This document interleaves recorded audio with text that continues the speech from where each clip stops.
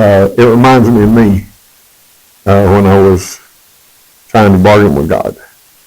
You read in context, David's being threatened, and he's being pursued by enemies. I think it's when Saul was trying to kill him. And he's asking God to save him from his troubles. And he's going through all this stuff. And he says, if you'll save me from this, then I'll praise you in the temple. I'll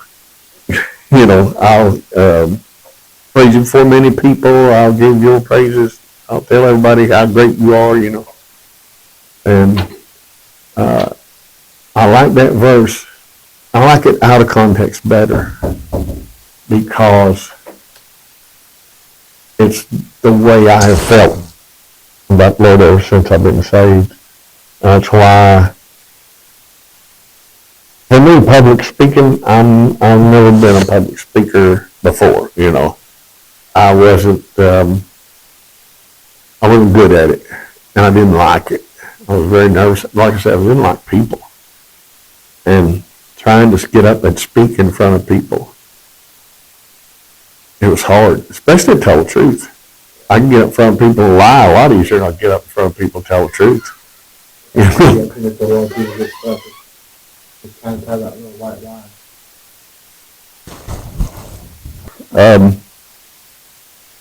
Forgiveness. Yeah.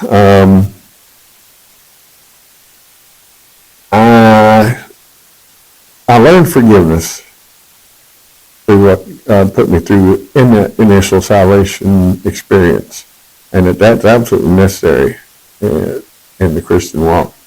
God turned my life around completely, and the thing is, even to me, it is kind of hard to believe sometimes how far He brought me from how bitter and full of hate that I was for things that had happened to me and things that I imagined had happened to me, and I blamed everything on somebody else, even when it was my fault. And God had showed me, no, it's you, bud. And anyway, I was able to get through that. And the thing that really blows my mind sometimes when I look back on what He's done, He took me from one of the most hateful, mean, violent people that you could ever meet. I thrived in the prison among all the violence, among the serial killers. I didn't want to be them. I didn't look up to what they did or anything like that, but they didn't bother me any. Some I took issue with and just let them know, just stay away from me, But I didn't like being around people much. I hated a lot of people. I had hate for a lot of people I'd never even met just because I just hated people. I was pretty much a racist, a bigot, and I just didn't like people. I didn't like myself. But God turned things around when the Lord came into my life. He turned it around, and I suddenly had a love for people. Instead of hating everybody, I just had a love for everybody. And for some reason, I had been around very few Hispanics in my life. There just weren't any around this area back then. At that time, I didn't know of any Hispanics in this county or anywhere around for that matter. And there were hardly any Hispanics in prison. I think there was one or two Hispanics that I ever met in prison at all. I just wasn't around them. To be honest with you, I didn't think they weren't on my radar at all. But for some reason, after I got saved, I was thinking about the Hispanics, in particular the Mexican people. They were on my mind a lot, on my heart a lot. Well, we ended up going to prison in '93. We were tried in July or August, I think, somewhere in there. And then ended up going to prison in November. We had to self-report. And we self-reported at the last second to the U.S. Marshals in Chattanooga, and then they shipped us to our prisons. They sent me to Texarkana, Texas, federal prison there. It was a medium security prison at the time. And they sent Pat to Alderson, West Virginia, which is like the same thing, a medium security women's prison. And a long way from Tennessee and a long way from Texas. Made it very difficult for the family to visit. We were in prison for exactly 26 months. And we both had 5-year mandatory minimums. But there was this guy came up to us one night before we went to prison, while we were going through stuff, going through all the trials and everything. After we'd gotten saved, shortly after, guy came up to us in the parking lot one night, and I thought he was going to rob us. And he says, I had him stop, just hold it. Up there, and I stepped between him and Pat and said, what do you want? When I see him coming towards us, And he acted real nervous. Hands in his pockets. I was waiting on him to pull out a gun or a knife or something, But instead he says, real nervous and shaky, he says, I know you don't know me and I don't know you, but God said to tell you, you're going to have to go, but you won't stay as long as you say you will. And he took off running. Went back to his car, and I told Pat, let's go. Went to the store. I thought the guy was crazy. People that talk to God, I've met some of them in prison. There's some real weird people talking to God. So, short time later, we were at another church. Service over, we're leaving. It's like a Wednesday night service. Midweek, we went out the car, like first ones to leave when the service is over. The only time we'd ever been to that church, we were just visiting churches, looking for a church at the time. As we're getting to the car, this young guy comes running out across the parking lot. Hey, wait up. I need to talk to y'all. And what is it? And he came up and says, are you guys missionaries? No. Oh, well, I don't know what this means then, but God told me to tell you that you're both going to have to go, but you won't have to stay as long as you say you will. And I got angry because in my mind, this guy and the other guy, they put this up together because they use almost the exact same words, word for word, same thing. I said, just get away from me. And we got in the car and left. And then we're back to the church. I don't remember what church it was now. But the next week we went to another church. So we wouldn't go back there.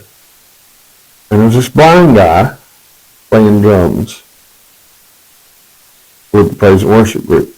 I never seen him before in my life. I just noticed he was blind because he had these strange movements, He playing drums, make these strange head movements, how blind people do. Kind of like a Ray Charles or something, Stevie Wonder. Blind people, they tend to move in kind of strange ways. People's been born blind, but they don't see how we move, so they don't learn to move like everybody else does. But I noticed that he had these strange movements, and I'm like, oh, that's cool. He was a good drummer. He plays drums really good. Well, a friend of mine was playing bass with the praise and worship group. The reason we went, his name was Alvin. And when the service was over and I got ready to leave, Alvin's got this big booming voice. He yells from the front. It's a big church too, a little bit bigger than this one. And he yelled out, "Gary, Pat, wait up! I need to talk to you." So we stopped and waited. And it took a while for everybody to file out. like 350 people in this church. And they all file out past us. They're all shaking their hands and talking to us. They go out. And at the end of this procession, here comes Alvin leading the blind guy. And when he gets up to us, he says, "Hey, Gary, it's good to see you in path. Hey, I didn't know you know Miles." I'm like, I don't. Miles, you know them. He said, "No, we've never met." "Oh, you guys told him already." And it took us a while to convince him. "No, we never met, Alvin. We never met." I said, "This is crazy. You guys are trying to pull a fast on me." And I like started to get kind of angry about it. Like, you guys are pushing this too far. You know, he didn't say that, but I mean, kind of like you're getting that attitude. We're like, look, if we were up there on the platform and you told me where they're sitting, what they look like, what they're wearing, knew their names, you couldn't know that if you didn't know them. I know you didn't see them. You're blind. And he said, "Alvin, I saw him." You know, like, how could you see him? He said, "Alvin, God spoke to me up there, and he showed him to me, and I saw him in my mind. And he gave me a message." And my heart kind of sunk like, "What? Not again." And he speaks to me, he says, "Gary, he said, I don't know what you did, and it's none of my business. I'm not judging you. The Lord told me to tell you, you and Pat, that you're both going to have to go to jail. But you won't have to stay as long as they say you will. You're both going to go to prison," I think is what he said. "But you're not going to have to stay as long as they say you will." And I realized God's speaking through these people. This is the third one with the same message. Each time we just refined it a little bit more. And I realized that God speaks to people, not just like he did with me in my mind. And he'd only spoken to me that one time, or that, the first experience I had with him when I first got saved for those first few days. And I hadn't been speaking to me since, and I thought that was a really rare thing. Then all these people coming up talking to me and telling me God told me to tell you this. To be honest, I thought we were going to get out of prison by this point. Our lawyers tell us, "How are you going to beat this? This is easy. We're going to beat this case." Well, we didn't beat the case. We got convicted. All charges. Went to federal prison.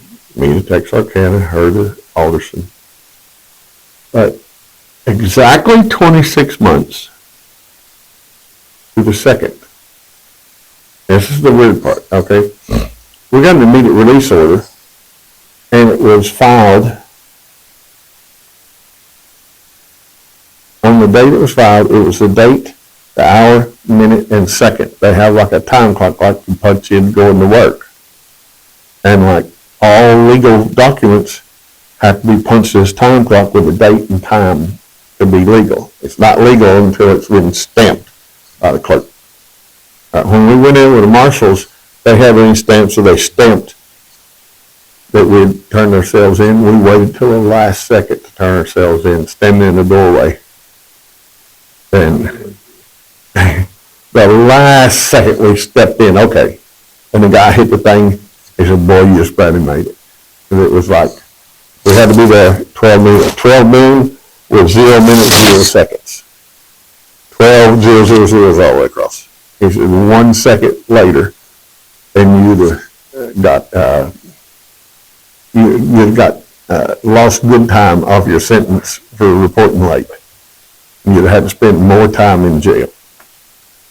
So you just barely made it. That's cutting it close, Well, the Lord knew what he's doing, He's going to take care of us. And we're not going to have to stay as long as they say we will anyway, so, And we kept telling everybody all along the way, we're not going to have to stay the whole time, whatever they give us. When they sentenced us, they gave us the 5-year mandatory minimum. Plus, I got 5-year mandatory minimum, and then consecutive to that, They can't run it concurrent. They have to run it consecutive. Consecutive to that, I got 8 months for the pot charge. And then 8 months for conspiracy. They always say conspiracy when they have 2 or more people on a charge. So I had the pot charge, the conspiracy charge, and a gun charge. And the conspiracy and the gun charge are bogus. Pat got 6 months. I got the extra 8 months because I had prior conviction on it. But the guidelines, if it hadn't been for the gun, I'd got 8 months, she got 6. All right.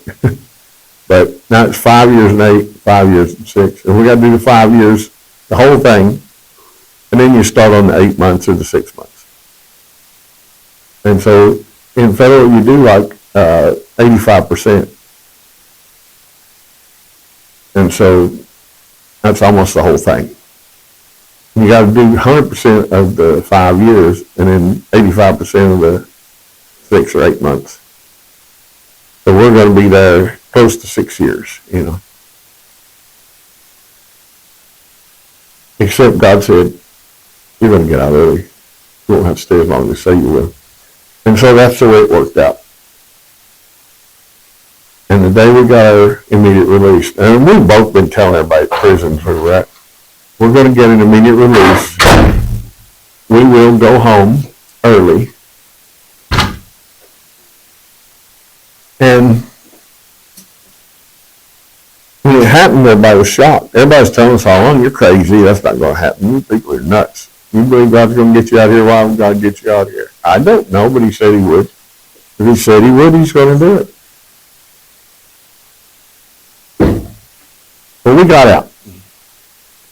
And when I saw my paperwork, I realized that I knew that it was God who'd done it. And that's another long story. We'll get into it another time about how this all happened. But it was roundabout through another Supreme Court case. It had nothing to do with us. It wasn't our case. It was some people who had done their time and got out of prison. Their case finally went before the Supreme Court. And the Supreme Court ruling ended up getting us out in a roundabout way. And we got out pretty quickly. As a matter of fact, me and Pat were the first people in the whole United States to have our cases overturned because of the Supreme Court ruling. The very first. And there was only one couple after us that got out. And then they shut it down. The Department of Justice decided, no, don't let anybody else, told the judges, don't let anybody else out on this Supreme Court ruling. We're going to fight it and, make them go the long route and fight, And so we and another couple were the only ones who actually got out on this law. So on the paperwork, it was stamped. Our immediate release order was stamped at 12 noon with all zeros. It got stamped and filed. It became legal when that stamp hit it. And it was exactly 26 months to the second that we were released. And I knew that 26 months has to mean something. 26 or 26 months. But I couldn't remember anything in the Bible about that 26 or 26 months. Everything was, different. You got 42 months. You got, a whole bunch of different scenarios of different time frames, but none of it's 26. And I couldn't figure it out. And I asked people. I talked to pastors. I talked to theologians. I looked it up. Everything I could think of. Even when when I first got on the internet years after we were out, like in the late 90s, we got a computer, and I tried looking up on the computer. I couldn't find nothing about it. Nothing. If you Google it now, the meaning of the number 26 in Jewish gematria, you can Google it and it'll show it that number 26 is the name of God. It's the YHWH, the tetragrammaton, the Hebrew letters that spell the name of God that we pronounce either Yahweh or Jehovah the many different ways that people try to pronounce it. Nobody knows the actual pronunciation. The Jews don't even know the pronunciation because they never spoke the name. They didn't write it down, you know. Only in the biblical text they wrote it down as a YHWH with no vowels, so nobody knows for sure exactly how it pronounces.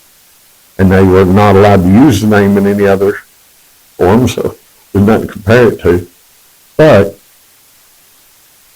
in the gematria, the YHWH comes out to the number 26. And so the number 26 is interchangeable with the name of God. And I realized during a revival in Chiapas, Mexico, as a missionary, a Mexican lady who was an American citizen, had come back to Mexico to preach a revival with her and her husband. Her husband preached 2 days and she preached the third night. And she preached on the temple and the priests and all this. And anyway, it came down, the number of fringes and knots and fringes and all that added up to the number 26 on the priest's robe, or whatever you call it, mantle. And that number 26 represented the name of God, the YHWH. And that had been 20 years since I found out. It took me 20 years to find out what it meant. And at that time, I tried to Google it, nothing came up. So a few years later, it started showing up. And you Google it today and you find out it's true. The number 26 is. And I realized when she said that I cried. This is, God put his signature on my release papers with the time stamp to let me know I did this. And I knew he would do it, but him putting his signature on it blew me away.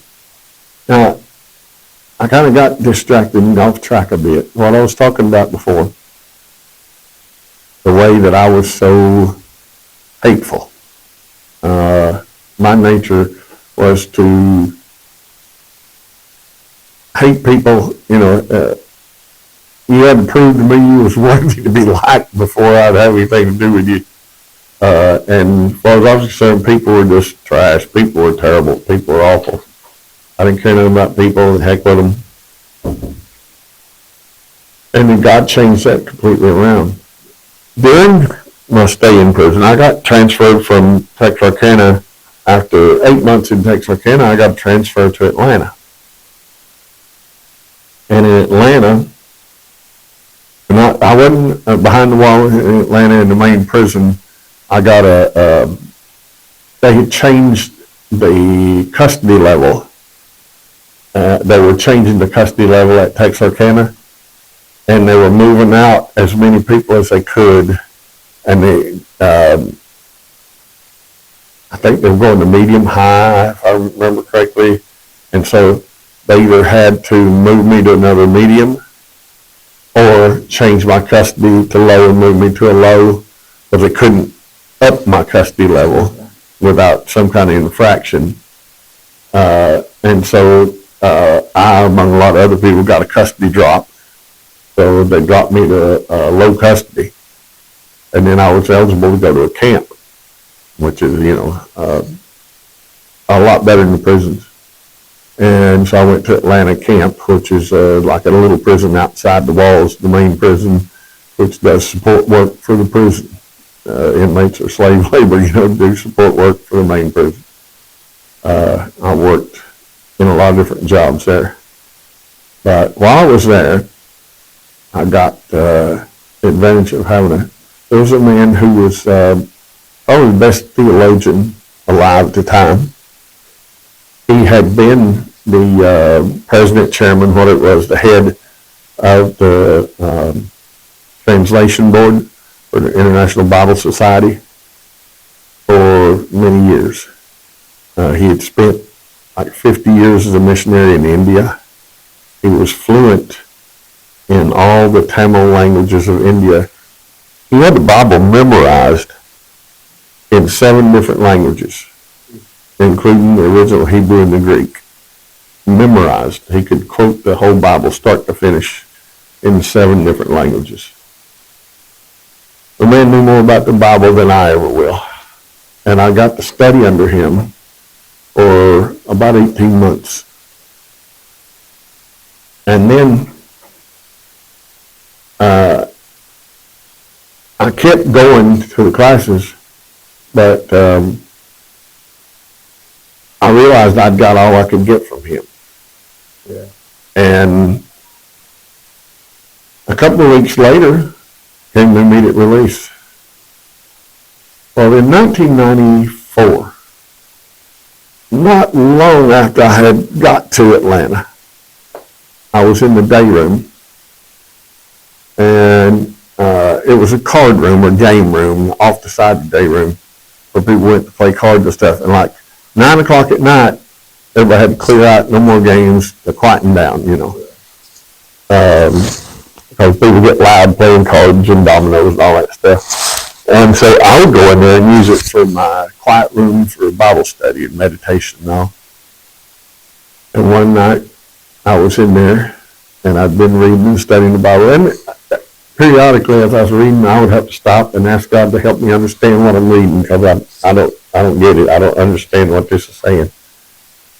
And I'd kind of pray and meditate on it a minute, and all the time I'd just sit back and kind of stare at the wall, just kind of at the blank wall, you know, to try to keep from anything in my mind so I could hear from God.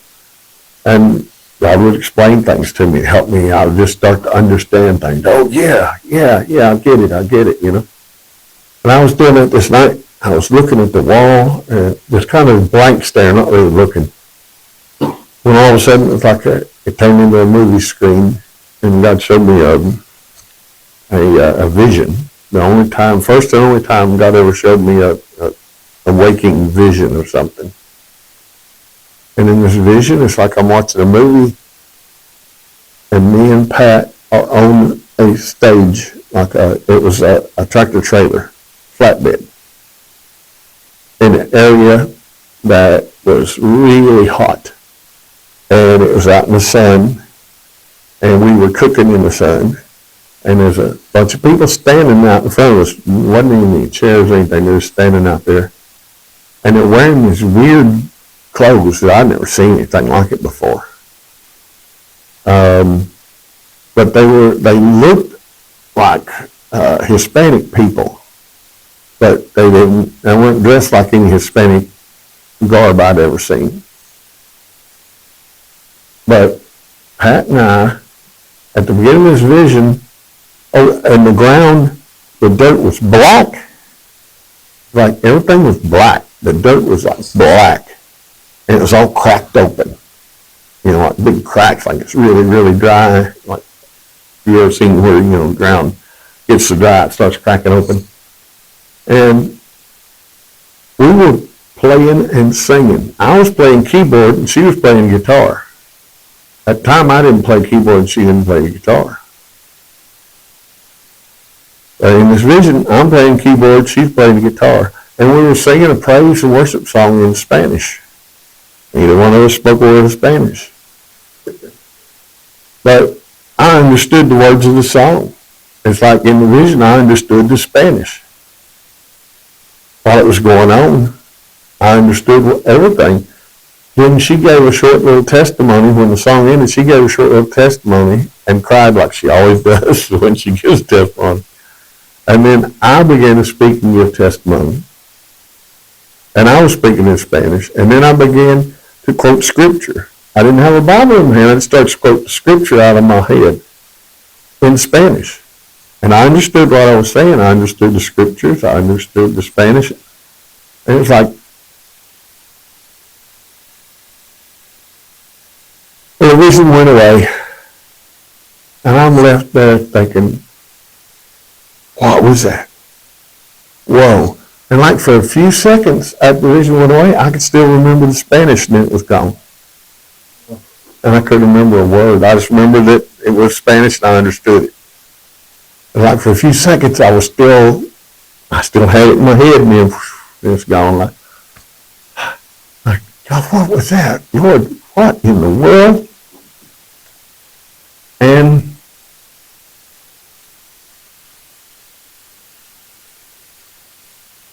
heard his voice in my head again, speak to me and say, get these words exactly right, what he exactly said. I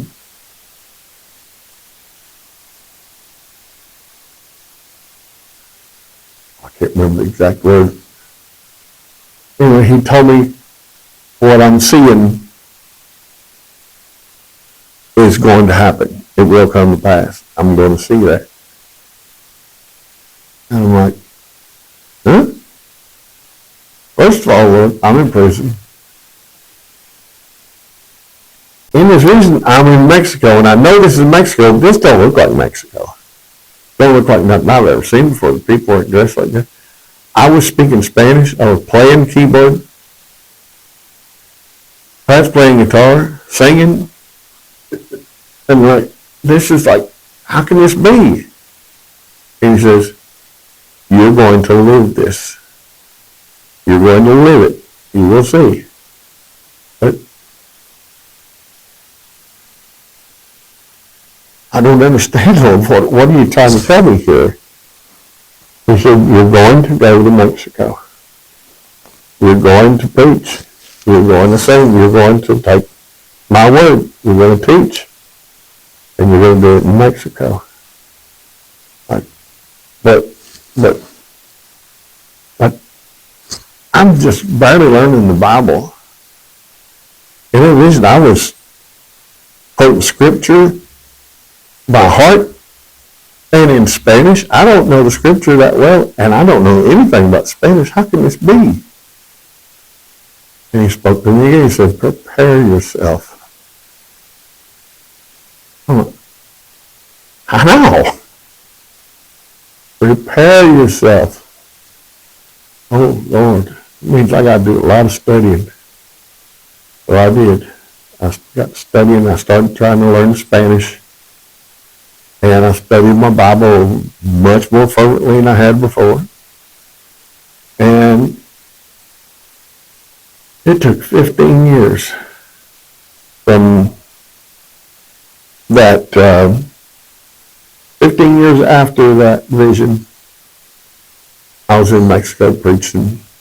I learned keyboard. Pat learned to play guitar. Next time I talked to Pat, we got to talk on the phone between prisons every 45 days. Minimum. Sometimes it's longer than that, but that was the soonest we could get a phone call. We got a 15-minute phone call every 45 days. And she told me she was learning guitar. She was taking guitar lessons. Cool. So I started learning keyboard. And I told her, so you need to learn Spanish. She says, Spanish? Why? I don't want to learn Spanish. So you need to learn Spanish because the Lord showed me we're going to Mexico. We're going to be missionaries. He says, nah, you're crazy. No, I'm serious. She didn't take me serious on that. She didn't start learning Spanish. And I got a Spanish-English Bible, or a Spanish Bible rather, Spanish Bible and a Spanish-English dictionary, and started reading the Bible, studying in Spanish and translating it in English. And I taught her Spanish by going through the New Testament, the whole thing, and made her translate it until by the end, she could translate it.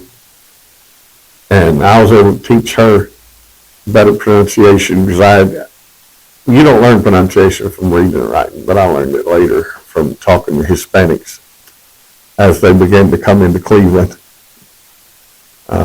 When I needed somebody to help me learn Spanish, the Lord sent some Christian Hispanics to one of my neighbors' houses for a party for Easter one day.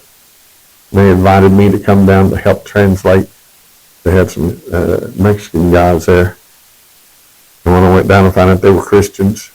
And one of them asked me if I had any work for him. I said, yeah, I'll give you some work so you can get a job, no problem.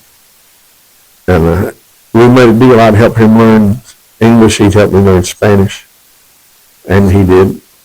And still, God kept us in all sorts of other missions, food banks, outreach ministries, pretty much anything you can name. Did really outreach to homeless, went down to Chattanooga and would do outreach with a group that was doing it there. We didn't lead any of these things. We worked under other missions.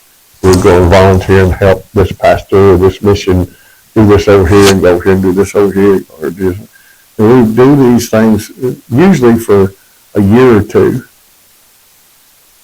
Or sometimes it'll only be 6 months, and then God would move us to something else. Okay, now go over here and do this. Okay, we'll go work with these people for a while and do something different. Every time we had to learn different things, do everything different, but the whole time we learned to be under the authority of whoever we was working with and do what they taught us to do it their way, help them in their thing, not try to do our own thing, help them do their mission. And one day I was in church and I was during praise and worship, I was praying and asked the Lord, we had finished up the last mission we had, the last thing we've been doing, and he didn't give us something new as he usually did. It's like, okay, Lord, what is it you want us to do? I feel like we need to be doing something else. And he told me, get your house in order, you get ready to go to Mexico. Or he said, it's time to go. And I'm like, go where? It's been 15 years. I just expected to be some other mission. He said, it's time to go to Mexico. And so we did. And we spent 17 years as missionaries in Mexico. And what we always preached was the love of the Lord.